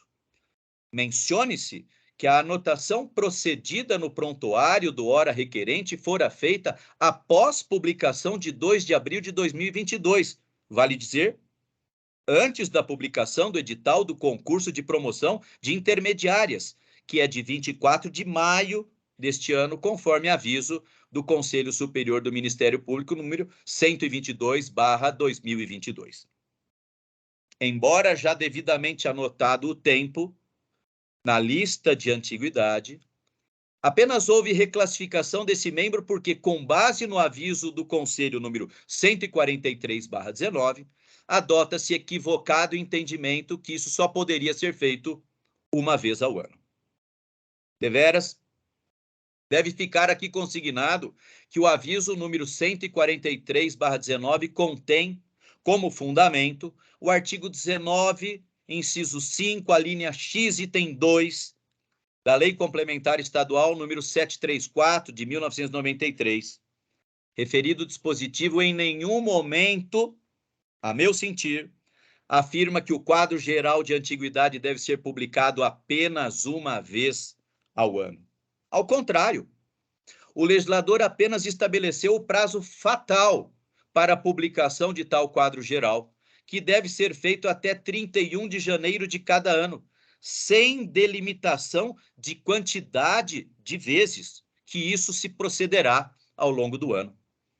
Conforme já mencionado, quando da posse desse membro no cargo, ou seja, em 2018, todos os 3 tempos de serviço público anterior, Secretaria de Administração Penitenciária, Câmara Municipal de Itapetininga e Prefeitura de Sorocaba, foram apresentados à administração superior e, inclusive, anotados, aspas, para todos os fins, fecha aspas, no seu correspondente prontuário. Na época, o tempo de serviço municipal apenas não foi incluído no critério de desempate na lista de antiguidade, porque não havia definição específica por parte do Conselho Superior. Mas a partir do protocolado 99.675/19, contudo, a questão se viu superada e equacionada. Embora esse membro já pudesse ter o tempo reconhecido de ofício, porquanto já constante do prontuário em razão de requerimento para anotação todos os fins, sendo assim anotado ou mesmo a partir de requerimento protocolado em 2022, com consolidação do quadro em 2021, somente o fez em 2022 porque não tinha disso conhecimento. Por essa demora, já assumiu as consequências, que foi a impossibilidade de usufruir do tempo total de serviço público em 2019, 2020 e 2021. E nem se cogitaria agora pretender quaisquer efeitos retroativos, conforme por ele mesmo admitido.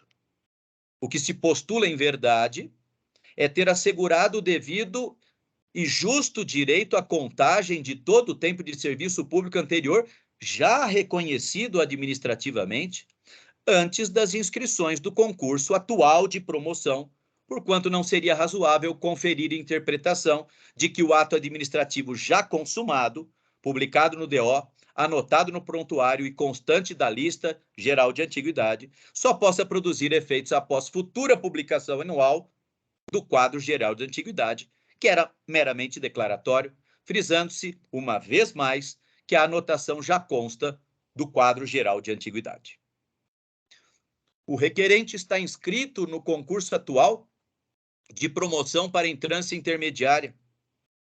Considerando o tempo pendente de consolidação, 3.414 dias, sua posição na lista de antiguidade sai de 152 e vai para 143, porquanto totaliza 4.577 dias de serviço público prestado antes do ingresso na carreira, o que é mais do que o colega Pedro Rafael Nogueira Guimarães, que é do mesmo concurso de ingresso e foi promovido para a entrância inicial na mesma data e tem 3.314 dias de serviço público anterior.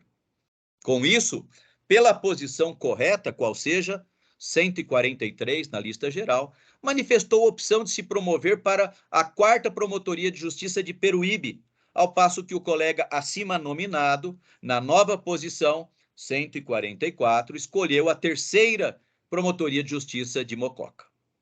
Não obstante, como o quadro geral de antiguidade ainda não foi consolidado, relevante se torna a manifestação deste Conselho Superior para a revisão do entendimento e adoção de novo entendimento que supere o deliberado no aviso número 143/19 do Conselho Superior do Ministério Público, sobretudo para que todos possam ter a necessária segurança e certeza das desistências a serem feitas, bem como indicações que receberão, evitando-se que qualquer membro da instituição venha a se movimentar para a comarca que não seja o seu desejo.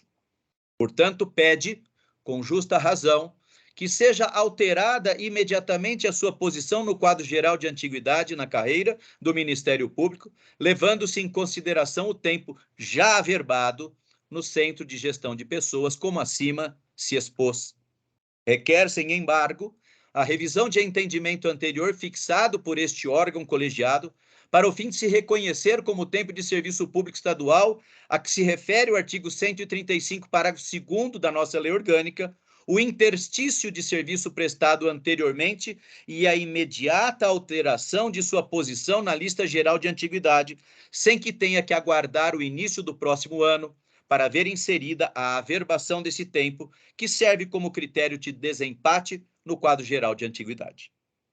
Frisa-se que a Lei Orgânica do Ministério Público do Estado de São Paulo, em seu artigo 135, parágrafo 1º, ao dispor sobre o processo de provimento de cargos mediante promoção ou remoção, preconiza que a antiguidade na entrância será aferida, levando-se em conta as alterações no quadro geral até o último dia para inscrições.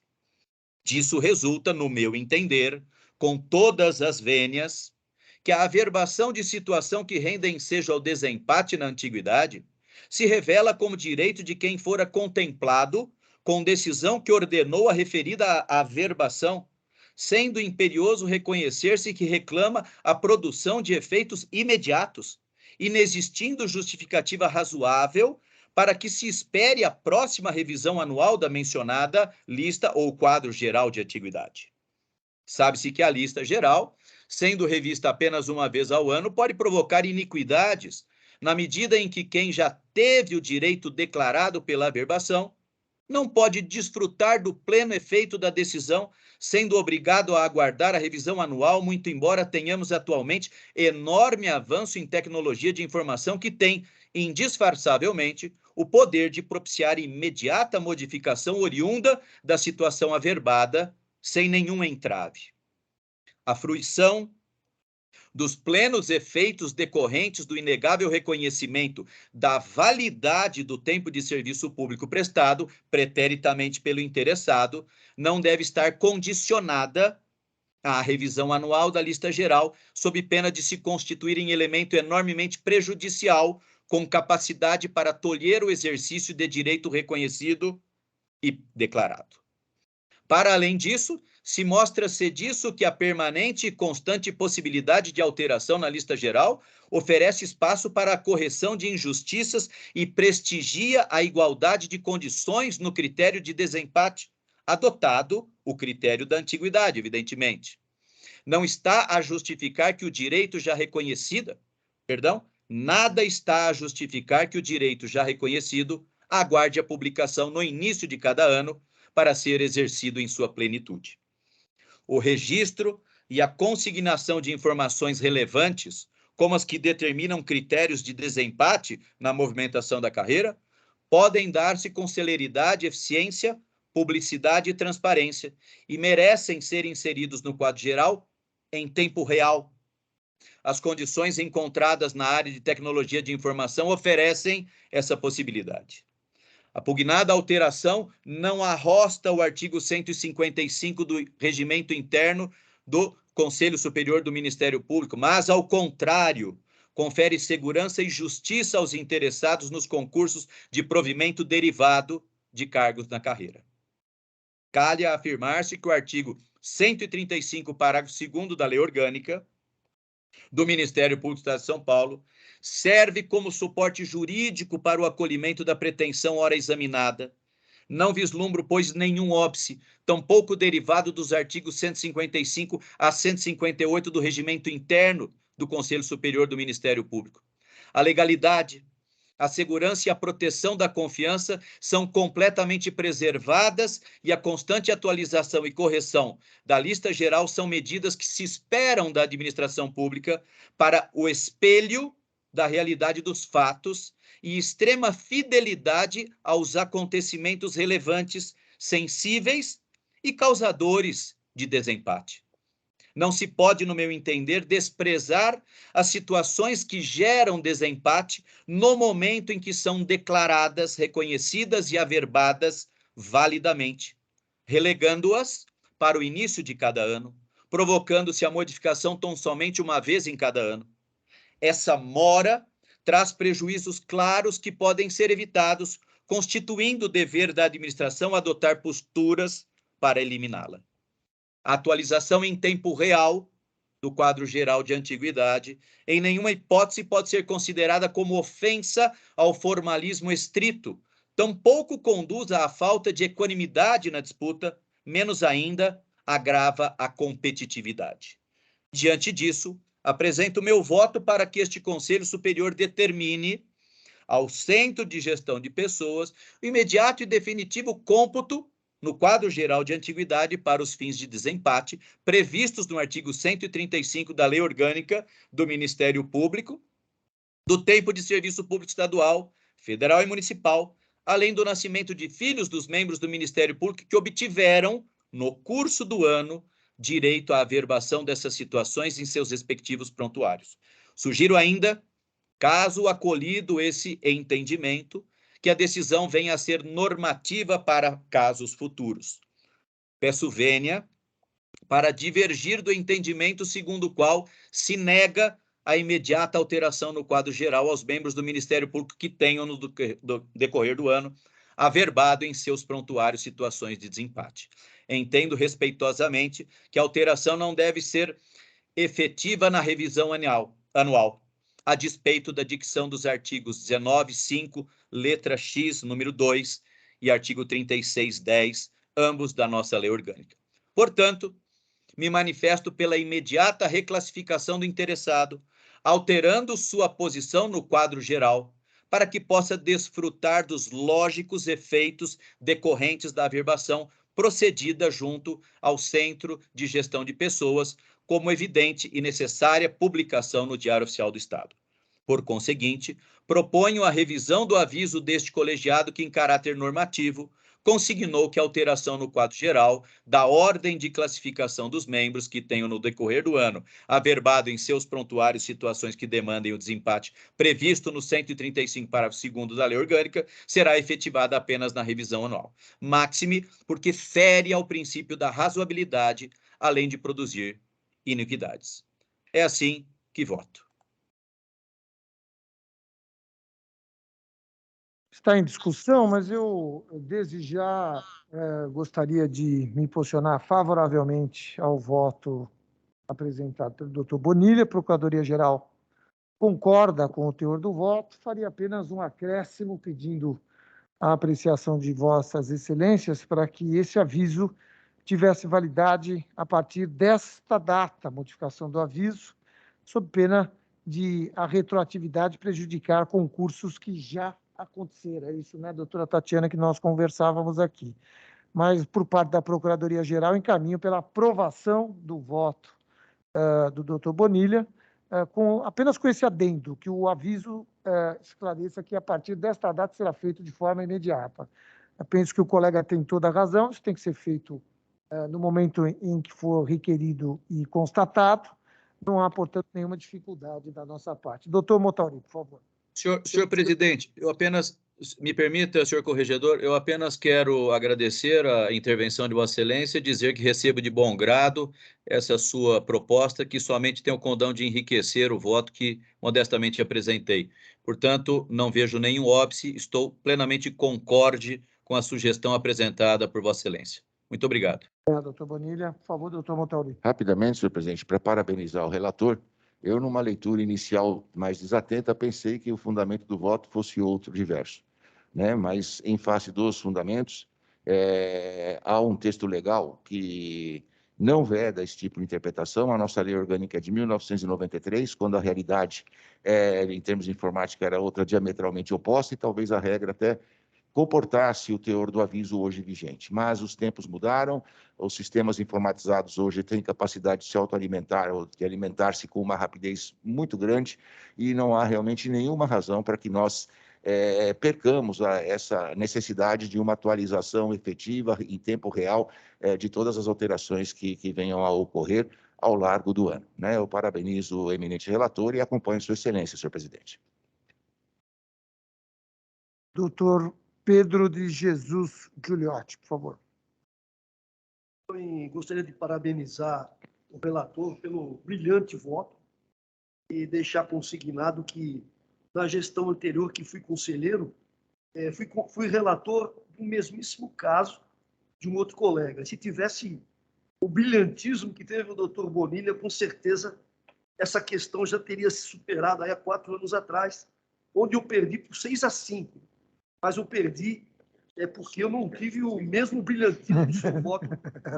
Parabéns, doutor Bonilha. Parabéns, eu acompanho o voto do conselheiro Bonilha. Pois não, doutor Giuliotti. Mais alguém quer se manifestar? No virtual, acho que ninguém. Presencialmente, doutora Tatiana, doutor Calil. Acho que podemos aprovar o voto do doutor Bonilha, com acréscimo de que o aviso, doutora Tatiana, passe a valer a partir de agora, sob pena de, com a concordância, inclusive, do ilustre relator, a quem cumprimento também pelo voto. Por favor, doutora Tatiana. Só tirando uma dúvida com o relator e com os demais. Na verdade, o aviso dizia que a lista de antiguidades só seria atualizada uma vez por ano e o colega, então, passaria a ter o direito. Seria a revogação desse aviso, né? Nenhum outro aviso em substituição a ele. Está correto? É isso mesmo? É isso mesmo. Acho que é isso, né? Tá certo. Então, tá certo. Obrigada. Podemos aprovar? Senhor presidente, só para consignar expressamente aí o brilhantismo do voto, e realmente o doutor Bonilha esgotou a matéria. Muito obrigado. Fica aprovado. Por favor, doutor Antônio Carlos da Ponte. Senhor presidente, eu também gostaria aqui de cumprimentar o doutor Bonilha pela excelência do voto, que corrige uma situação de notável injustiça, não é? Me parece que a matéria foi apreciada com rara felicidade, e é muito importante esse papel do Conselho Superior, no sentido de rever aquilo que precisa ser necessariamente revisto, que por vezes acaba se perdendo diante de uma leitura burocrática. Então, eu quero aqui cumprimentar o eminente relator pelo excelente voto lançado.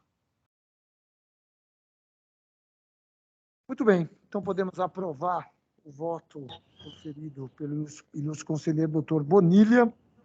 E, então, avançamos para o item número 2 da pauta, indicação edital de 24 de maio de 2022, em trânsito final, com a palavra a nossa secretária, doutora Tatiana Bicudo. Senhores conselheiros, trata-se de procedimento instaurado em razão de edital de 24 de maio de 2022, publicado no Diário Oficial do Estado, D25, e 31 de maio de 2022 e 3 de junho de 2022, para preenchimento de cargos vagos classificados em entrância final pelos critérios de antiguidade e merecimento. Diante das análises das listas de inscritos insertas nos autos digitais, conforme previsto no artigo 74, parágrafo 3º do Regimento Interno do Conselho Superior do Ministério Público, e após regular processo que tramitou nos termos das normas que regem a movimentação de carreira no Ministério Público do Estado de São Paulo, bem como a míngua de reclamações e impugnações e de notícia de fato que poderia, em tese, constituir impedimento para a assunção dos respectivos cargos em concurso, admite-se a legitimidade de concorrer a todos os inscritos em cada concurso, passando-se a indicação. No critério de antiguidade, indica-se o mais antigo da entrância, dentre os inscritos, tendo em conta, inclusive, eventual e anterior indicação para o cargo já apreciado na mesma sessão. E no critério de merecimento, são avaliados os requisitos de merecimento, inclusive o desempate de antiguidade, observadas questões do 5º da lista do estágio de cargo, bem como eventual anterior indicação para cargo já apreciado na mesma sessão, e verificada a necessidade de inclusão em cada lista de concorrentes que apresentem as mesmas condições para o certame, compõem-se as respectivas listas. Assim, indicamos os seguintes doutores: entrância final, promoção por antiguidade, 4ª Promotoria de Justiça de Ferraz de Vasconcelos, não houve candidatos inscritos. Promoção por merecimento, 2º Promotor de Justiça de Caraguatatuba, Valério Moreira de Santana, 4º Promotor de Justiça de São Sebastião, único candidato inscrito, indicado, sem tempo de estágio em razão do interesse público. 3º Promotor de Itapeva, não há candidatos inscritos. Então, são esses os inscritos e, e o voto, a comissão de carreira. Caminho para aprovação, voto, então, da comissão. Nós podemos aprovar, registrando que 2 dos cargos ainda continuam sem provimento, mas já em reunião com a Procuradoria-Geral de Justiça, identificamos não há problemas de distribuição, acho que a distribuição é equilibrada. O doutor Nusdeu e a doutora Cláudia Jeck se reuniram também com promotores de Itapecerica da Serra. O problema não é a distribuição, é efetivamente a entrância. E já está em estudo na Subprocuradoria-Geral de Justiça Jurídica, nós instituirmos, como medida da Procuradoria-Geral de Justiça, esses cargos como cargos de difícil provimento, com uma gratificação a mais, para que se possa trazer aí algum tipo de atração a esses cargos, para que eles possam, de fato, ser providos, conforme a manifestação e a preocupação de todos os membros desse colegiado, já devidamente aqui expressadas em data oportuna, quando se discutia, inclusive, a questão da promoção per salto. Enfim, um dos cargos conseguimos o provimento. A ideia é que a Procuradoria agora possa regulamentar alguma gratificação a mais para esses cargos, aquela antiga gratificação, cargos de difícil provimento, isso possa talvez trazer algum tipo de atrativo e outras estruturas que nós estamos vendo, analistas e tudo mais, para que a gente possa prover tanto Itapecerica da Serra como Itapeva. Né? Itapeva, aliás, há uma perspectiva... Só um minuto, doutor Giuliotti, por favor. Itapeva, aliás, há uma perspectiva de provimento, aí há colegas já que estão se manifestando aí interessados, e vamos ver se a gente consegue avançar. Pois não, doutor Giuliotti? Ferraz de Vasconcelos. É Ferraz, né? Perdão, desculpa, doutor Giuliotti. Perdão. Não tem Itapecerica. Ferraz de Vasconcelos. E Caraguatatuba. 6 vezes, 7 vezes. Itapeva já foi colocada 10 vezes. 10 vezes, exatamente, perdão. Foram as comarcas que me levaram a fazer a promoção para o sal. Claro, claro. E se o senhor efetivamente não fizer esses incrementos nessas comarcas, nós não vamos conseguir prover prejuízo. Tenho certeza disso, doutor Giuliotti. Faremos, tenho certeza disso. Podemos aprovar, colegas? Sim. Então, aprovado a indicação. Item número 2, relatório do doutor Richard já foi apresentado. O item 3, nós adiantamos. Item número 4, peço vênia para ler apenas o nome dos interessados, como de praxe, pedidos de autorização para residência fora da comarca. Interessados, doutora Tatiana Vilaverde Alves, 8ª Promotora de Justiça de Carapicuíba. Doutor Carlos Bruno Gaia da Costa, 6º Promotor de Justiça de Penápolis. Doutora Beatriz Binello Valério, 1ª Promotora de Justiça de Vinhedo. A parecer favorável da Corregedoria Geral, os ilustres relatores também lançaram manifestação concordando com os pedidos. Em apreciação, acho que podemos aprovar, colegas, aprovados, então, os votos dos ilustres relatores. Com isso, vencemos a primeira parte. Pois não, doutora? Existe, o doutor Calil trouxe um voto dele, que está extra pauta, mas que se refere a uma manifestação de um colega que perdeu o prazo para inscrição na manifestação de interesses desses que estão abertos, e acho que o doutor Calil queria trazer a discussão a esse caso. Pois não, doutor Calil? Não, na verdade, é um caso que já houve um indeferimento do pedido de inscrição, que foi feito fora do sistema, foi feito por e-mail, e também fora do prazo, e o colega pediu a reconsideração. E eu, como foi distribuído a mim, eu fiz um voto indeferindo, né, no sentido do indeferimento, mantendo, né, o indeferimento, que eu entendo que não é possível, né, fora da forma estabelecida no aviso, fora do sistema e fora do prazo. Então, é apenas isso. Não estava na pauta, mas como se refere a cargos que serão votados no futuro, então eu quis trazer esse assunto à pauta. É o doutor Fernando Fernandes Fraga, 8º promotor de justiça de Assis. Ele se inscreveu para o cargo de 8º promotor de justiça de Rio Claro, fora do prazo e através de e-mail. Então, o voto que eu apresento, que eu formulei, é no sentido da manutenção do indeferimento que já havia sido feito pela nossa ilustre secretária. Eu quis trazer esse assunto ao colegiado, porque é um assunto que virá depois, tem relação com os casos que serão votados. Colegas, alguma objeção? Podemos aprovar aí a manifestação do... Corretíssimo. Muito obrigado. Então, aprovada aí a proposição do doutor Antônio Calil, nosso ilustre conselheiro. Com isso, vencemos a primeira etapa desta jornada. Doutor Montauri está com a palavra.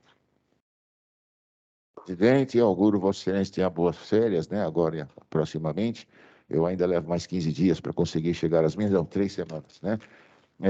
Peço licença aos eminentes colegas de conselho para me retirar. Não estive lá ontem, semana passada, por 2 dias estive fora, então as coisas estão bastante avolumadas na corregedoria. Eu peço licença aos colegas para que eu possa me retirar e cuidar da faina da corregedoria especificamente, agradecendo mais uma vez a oportunidade de estar aqui em presenças tão seletas e num ambiente tão rico. Desejo a todos excelente continuidade de trabalho, senhor presidente.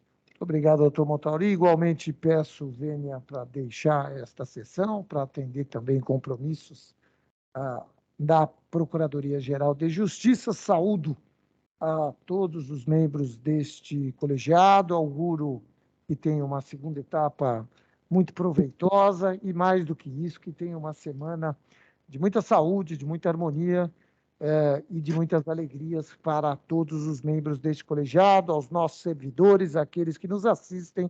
Uma boa tarde, uma boa jornada. Muito obrigado. Passando aqui a presidência, deixando-os muito melhor presididos pelo nosso ilustre decano, doutor João Machado de Araújo Neto. Um grande abraço. Até logo. Até logo. Muito obrigado, doutor Sarrubo. Muito obrigado, doutor Montauri. E, nesta oportunidade, também quero desejar boas férias ao nosso procurador-geral, doutor Mário Luiz Sarrubo, férias, sem dúvida alguma, merecidas.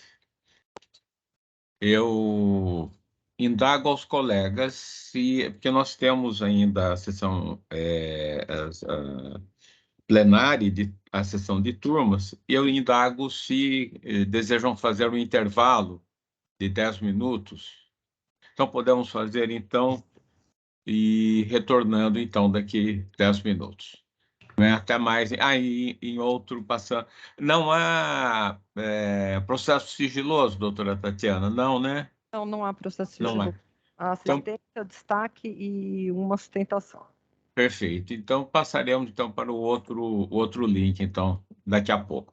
Muito obrigado. Até mais, então. Ok, até mais. Até mais. Até mais.